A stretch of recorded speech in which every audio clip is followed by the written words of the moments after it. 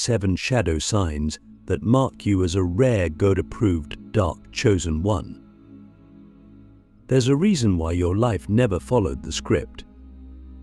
A reason why the darkness you've walked through wasn't just random suffering or bad luck. You've always felt it, haven't you?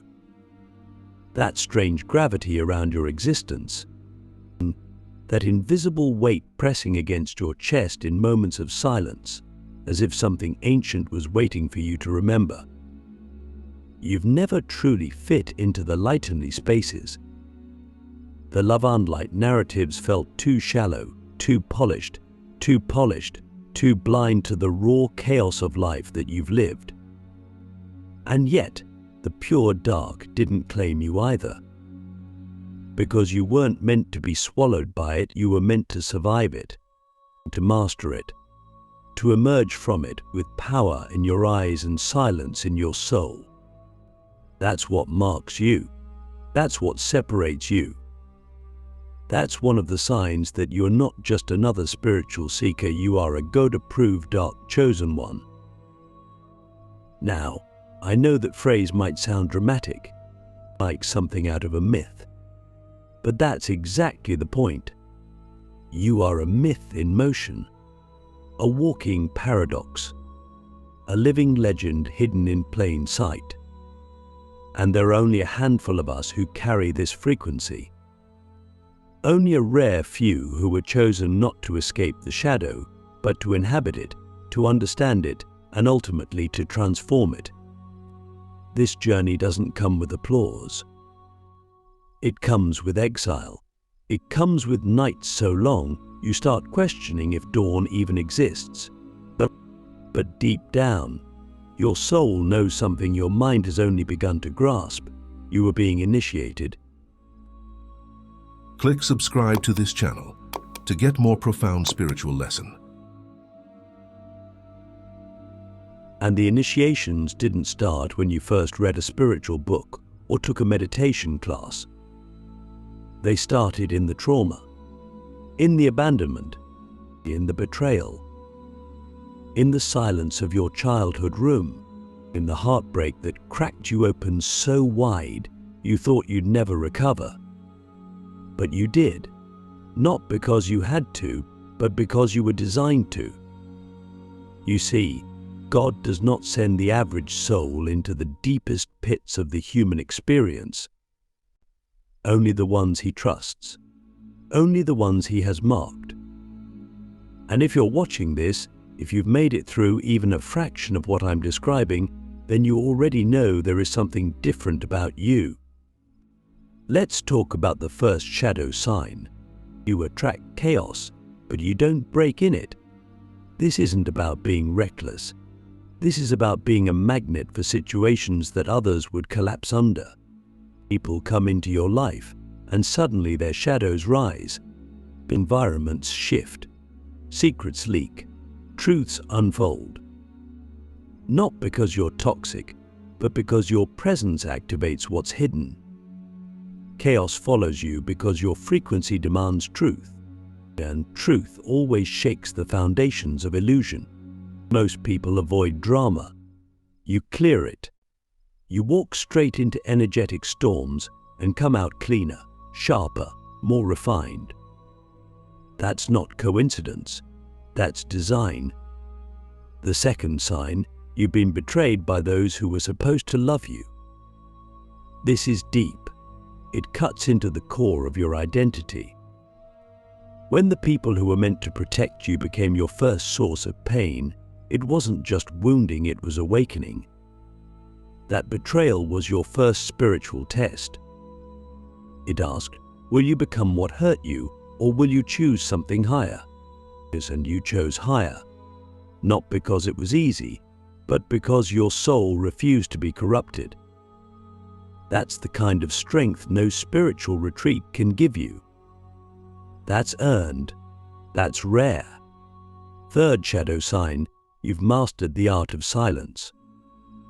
You don't just talk less, you listen deeper. You feel beneath words. You read energy. You observe patterns. In a world that's addicted to noise, Your silence is terrifying because it holds power, it holds knowing, it holds presence. You've learned to withhold your energy not out of fear, but out of discernment, because you know your words are spells. Your attention is currency, and your presence, it changes timelines. That's why people either obsess over you or avoid you.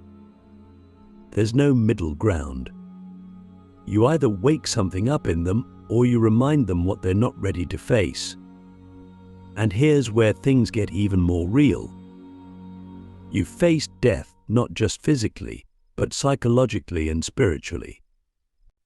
The fourth shadow sign is this: you've died and come back more than once. Maybe your body didn't stop breathing, but your identity did. Your ego did. Your attachments did. You've watched entire versions of yourself get stripped away violently, painfully, beautifully. And what was left? Something raw, something real, something divine. You know what it's like to lose everything and still feel the pulse of life inside you. That's not fragility. That's resurrection. That's divine power. Have you ever asked yourself why you keep surviving what others don't? Why you feel things most people avoid? Why you sense energies and patterns and truths that others can't even see? That's not hypersensitivity. That's not overthinking. That's awareness. That's the mark of a dark, chosen one, but not dark in the way culture defines it. Dark as in depth, dark as in mystery, dark as in the womb of transformation itself. You were not sent here to be palatable. You were sent here to be powerful. And so I ask you, what if every single thing you've been through was never meant to destroy you, but to forge you into a vessel strong enough to carry divine codes reserved only for the rarest souls? What if your pain wasn't punishment, but an encrypted message from the divine saying, I trust you with this. I trust you to transmute this. We've only cracked the surface. There are still 3 shadow signs left, and the last one will reveal exactly why you were chosen and what you're meant to do with the darkness you've mastered. But before we continue, I want you to breathe and ask yourself this: if my entire life up to now was an initiation, what am I being prepared for? Why pain was the curriculum of your spirit, the final 3 shadow signs, and what they unlock. You see, pain was never your punishment, it was your training. The kind of soul you carry could not be shaped by comfort or applause. It had to be forged through fire, and not just once, but again and again, until you stopped identifying with what was being burned and started embodying what remained. That's the mystery of divine selection. God doesn't choose the clean, the polished, or the perfect. God chooses the willing, the ones who don't run when the shadow rises, but lean in. The ones who don't seek escape from the wound, but look directly into it, saying, show me the truth. That's why you're here. That's why you're one of the rare ones. Because you didn't just walk through the dark, you learned from it. You studied it. You merged with it, without losing your soul to it. And that's when the real codes began to unlock. The 5th shadow sign is this: you've had to walk away from everything you once thought you needed. This one breaks people, but not you. You've had to let go of people, places, identities, careers, dreams, even spiritual beliefs that once gave you comfort. Not because they were bad, but because they became too small for the magnitude of who you were becoming. And here's the kicker: most of the time, you had to walk away without closure, without validation, without applause. Just a deep, inner knowing that said, this is no longer aligned. That's not weakness. That's sovereignty. to choose truth over familiarity, to choose alignment over attachment, to choose evolution over comfort. That is the path of a dark, chosen one. God doesn't elevate the ones who cling. He elevates the ones who release, even when it hurts. The sixth sign, you become comfortable being misunderstood. This is one of the deepest initiations.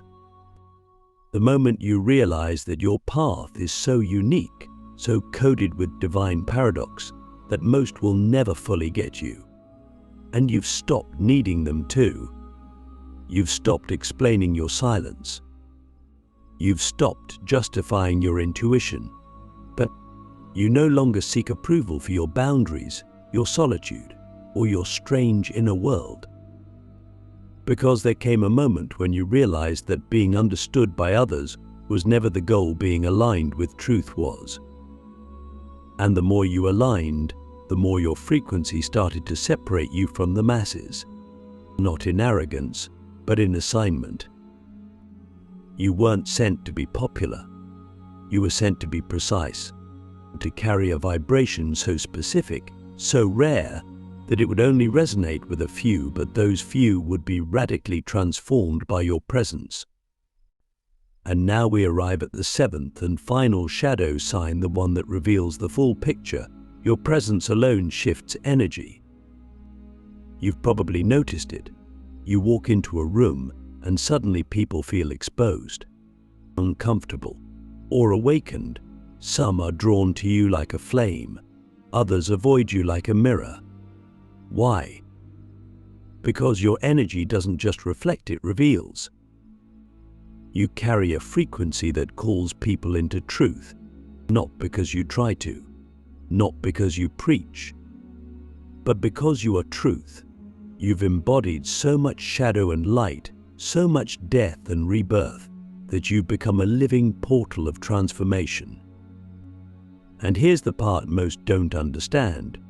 You're not here to fix anyone. You're not here to save, convert, or convince. Your being is the work.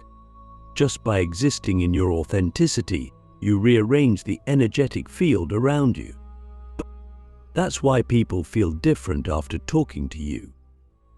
That's why you've been called intimidating, intense, magnetic, or mysterious. They don't have words for what they're sensing, but what they're really feeling is God moving through you. So now, let me ask you a question that only your highest self can answer. If your presence alone is medicine, what would happen if you stopped hiding it?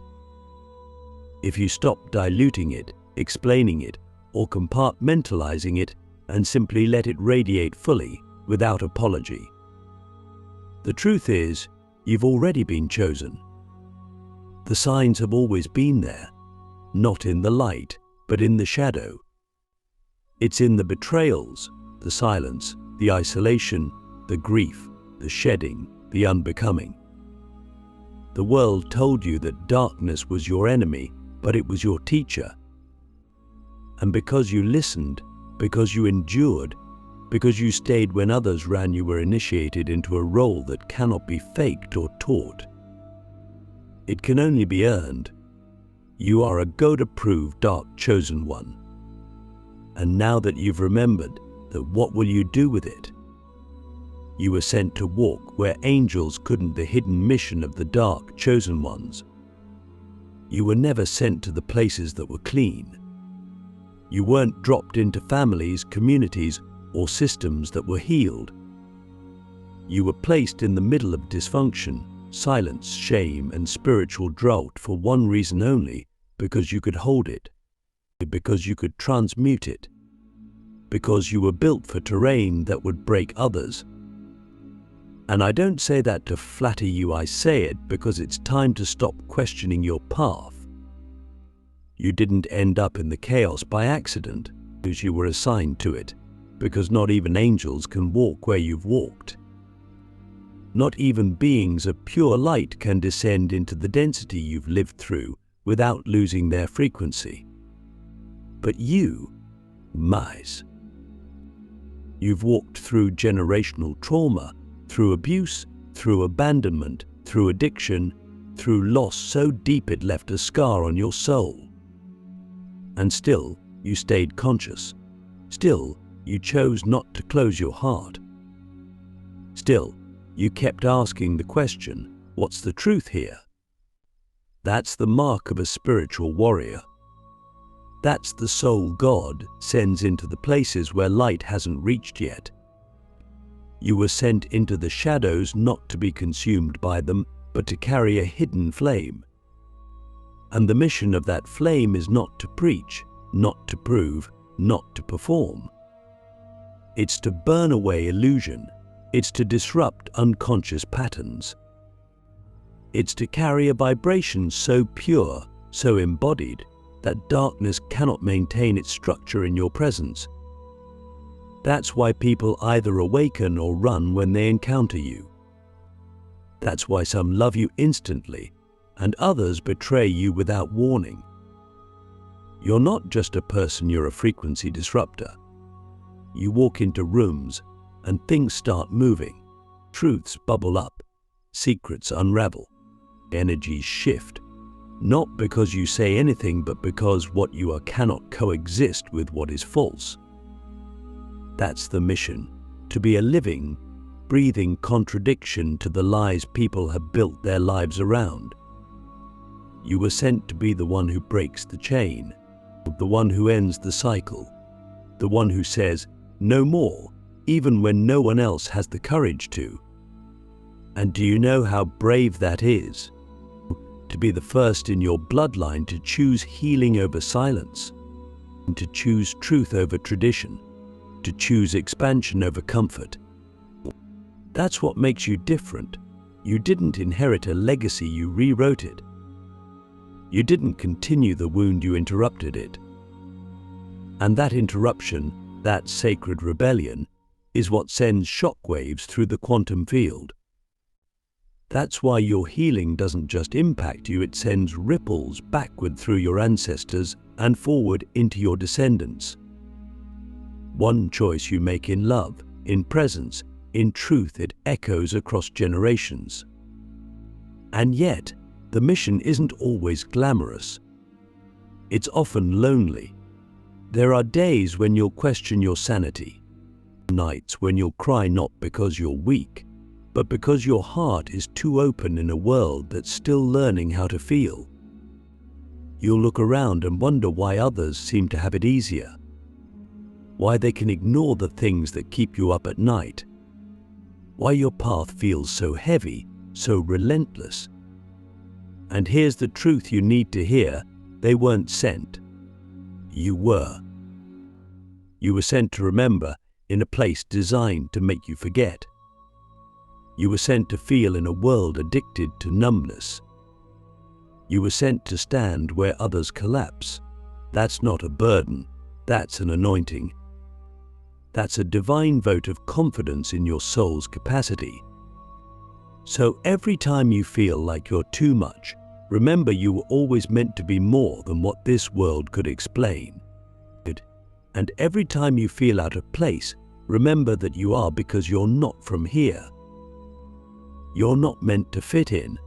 You're meant to shift reality just by being fully yourself. So let me ask you this: if you finally accepted that your soul was chosen to walk where others wouldn't dare go, would you stop apologizing for your depth? Would you stop trying to shrink into spaces not built for your frequency? Because the truth is, the world doesn't need more lightenly beings.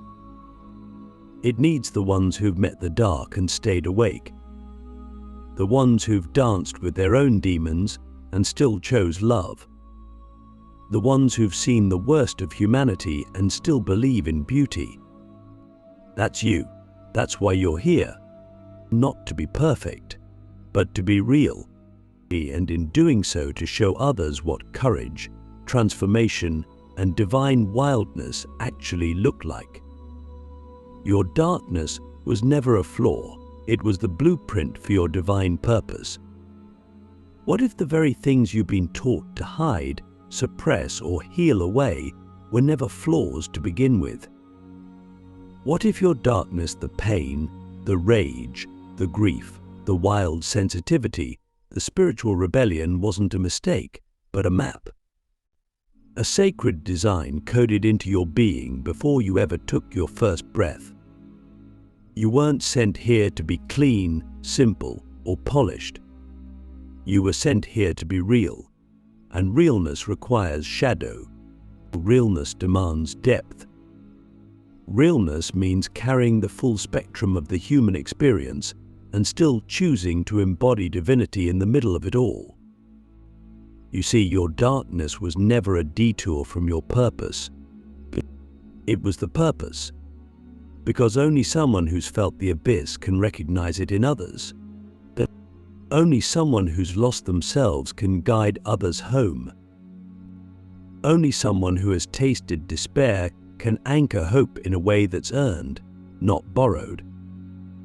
Your wounds didn't disqualify you, they initiated you.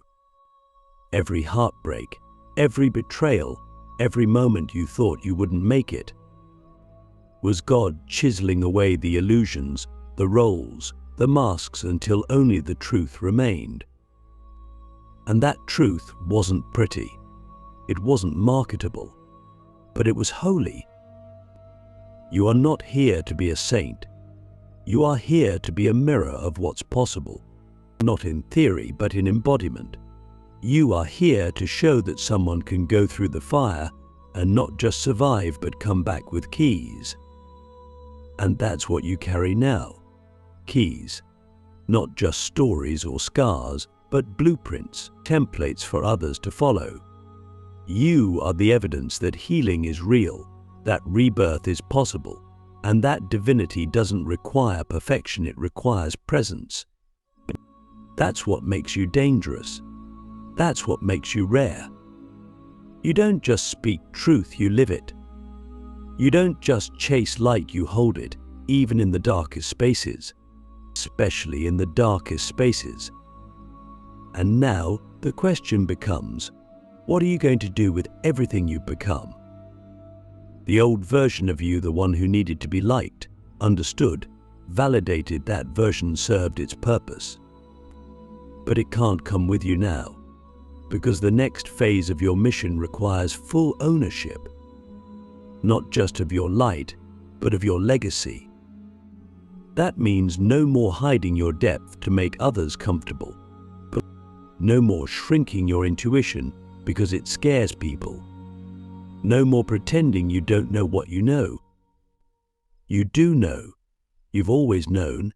And now it's time to stop waiting for permission to be who you were born to be. Your purpose is not something you find outside of yourself. It's something you remember when you finally stop apologizing for who you are. And when you do, when you fully step into the raw, radiant, unapologetic frequency of your soul, you activate others to do the same.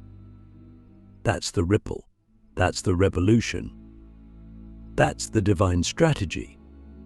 God didn't send you here to convince the world with words. He sent you to shift the atmosphere by walking in full embodiment. And when you do that, when you walk into a room rooted in truth, draped in shadow and light, carrying the codes of survival, of resurrection, of sovereignty, everything changes. This is the moment where you stop playing small. This is the moment where you stop waiting for the world to catch up. This is the moment you remember that your darkness was never a curse. It was never something to heal away. It was the sacred soil where your divine calling was seeded. And now it's blooming, not in spite of the pain, but because of it. So I'll leave you with this final question, one that only the deepest part of you can answer. If your entire life was preparing you to become the one who could walk between worlds, hold the light and the dark, speak to angels and demons, and still choose love, are you finally ready to accept the crown that was always waiting for you? Because the world is waiting, and your time is now.